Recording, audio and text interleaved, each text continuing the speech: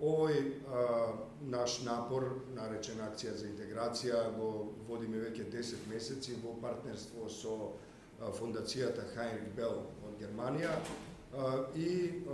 е дел од една повеќе годишна стратегија во која ги споделуваме нашите активности и нашите вредности со оваа фондација, меѓутоа и со сите останати поединци, групи, невладини организации, институции на локално, на национално ниво. Оваа наша средба или настан е замислен да оди во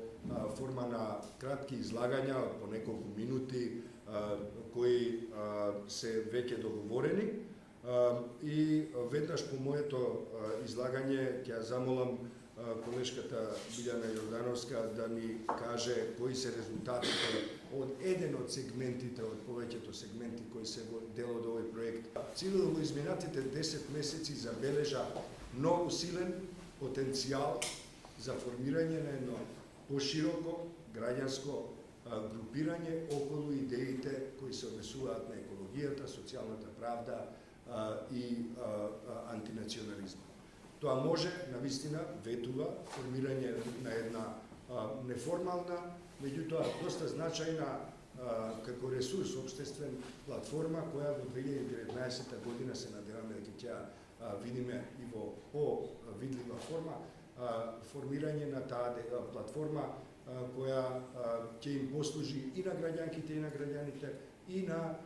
политичките партии и на институциите како ресурс за тоа каде би можеле да се движиме во насока на подобрување на состојбите како во социјалната, така и во еколошката сфера. Јас ќе се осврнам малку повеќе на истражувањето кое што го спроведовме на самиот почеток на проектот во втората половина на април месец оваа година преку фокус групите, кои што има за цел да ги идентификуваат потребите и предизвиците на граѓанките и граѓаните токму во областите со кои што се занимава проектот Акција интеграција. Фокус групи одржавме во Скопје, Штип, Велес и Гостивар. И во секоја од фокус групите учествуваа по 6 представници на еколошките здруженија, локалната самоуправа, политичките партии, меѓутоа и сите оние заинтересирани граѓанки и граѓани. Учесниците одговараа на прашања во 4 категории: граѓанско учество, демократски реформи, европски вредности и зелени вредности. Прашањата беа концепирани да се види нивото на познавање и разбирање на европските и на зелените вредности како дел од демократските реформи токму во процесот на евроинтеграциите, кои што во тој период започнаа поинтензивно. Исто така, еден дел од самите прашања беа на тој начин поставени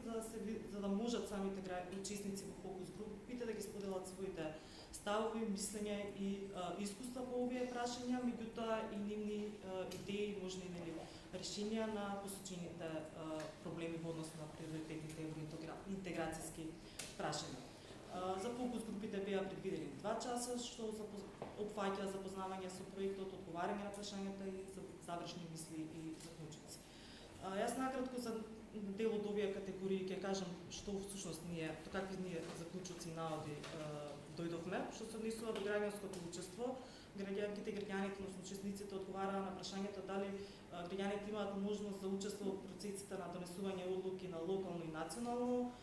ниво и најголем број од нив сметаат дека како поединци не може да се вклучат директно во процесите на одлучување, пред се поради мислењето дека како поединци тие ја немаат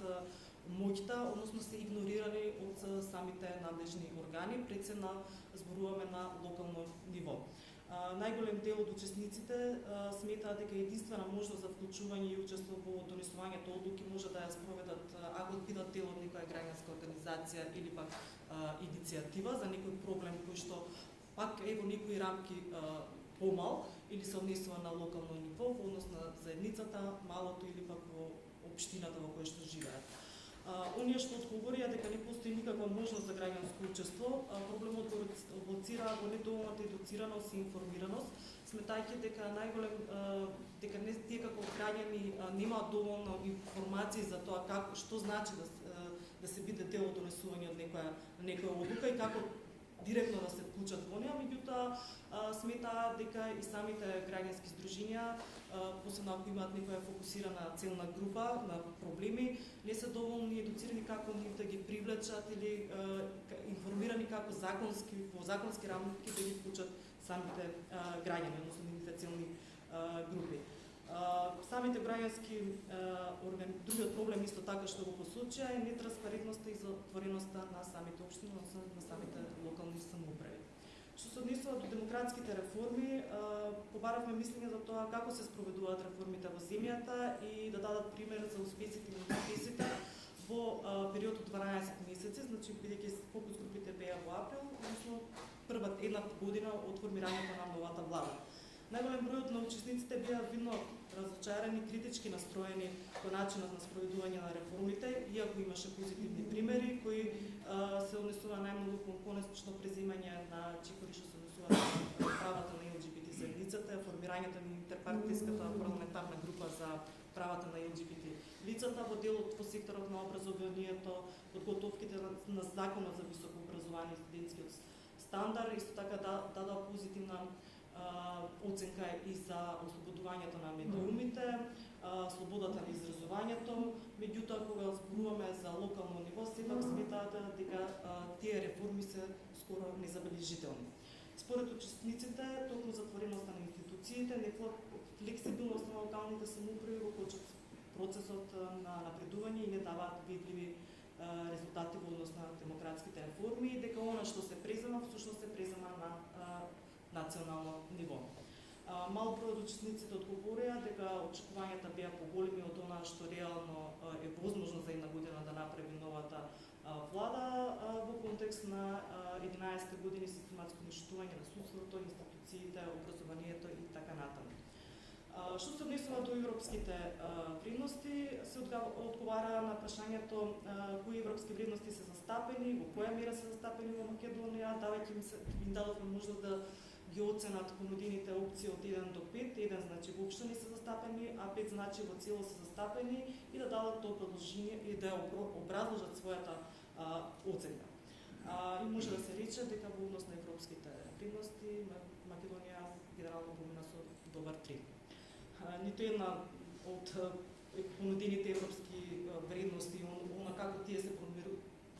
промовираат и почитуваат, неа добија високата 5, слободата и демократијата добија највисока оценка 4 и тоа во врз основа токму на последната година, односно од формирањето на новата влада или промена на власта. Што однесува пак до еднаквост на владењето на правото и почитувањето на човековото достоинство и човековите права, оценките се движеа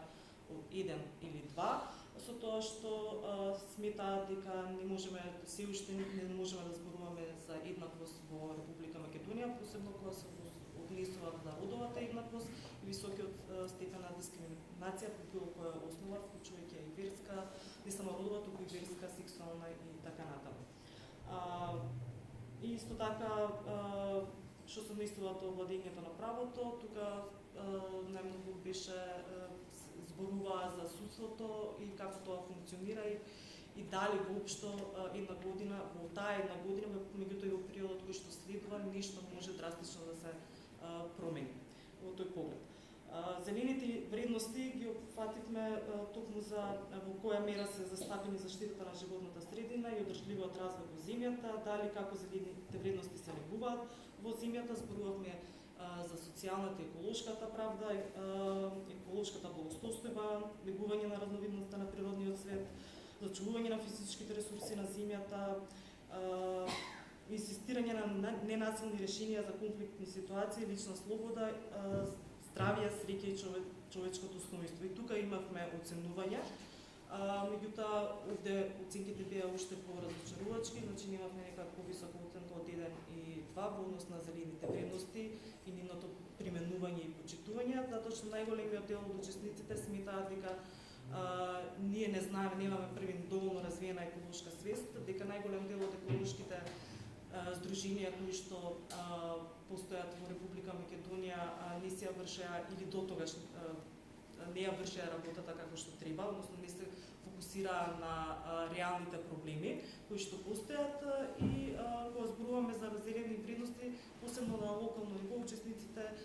секогаш беа на мислење дека најпрво треба да тргнеме од себе, па потоа да зборуваме на некои решенија и мерки кои што би се преземале на национално ниво. Односно, прво да погледнеме како ни е во сопствениот двор, во сопствената улица и мало, а потоа да продолжиме понатаму во генерално во целата земја. Се зборуваше многу за загадениот воздух, за депониите, меѓутоа исто така се зборуваше дека европските вредности и зелените вредности се нешто кое што секој од нас како поединец има можност да излезе во Европа по некој автоматизам ги почитува, меѓутоа кога ќе се вратиме назад, што се вели првото преминување на границата, како да ги забораваме. Овие резултати во една поопширна форма, јас се надевам дека за кратко време, за брзо време ќе ги имаме и во нашиот финален извештај во однос на овој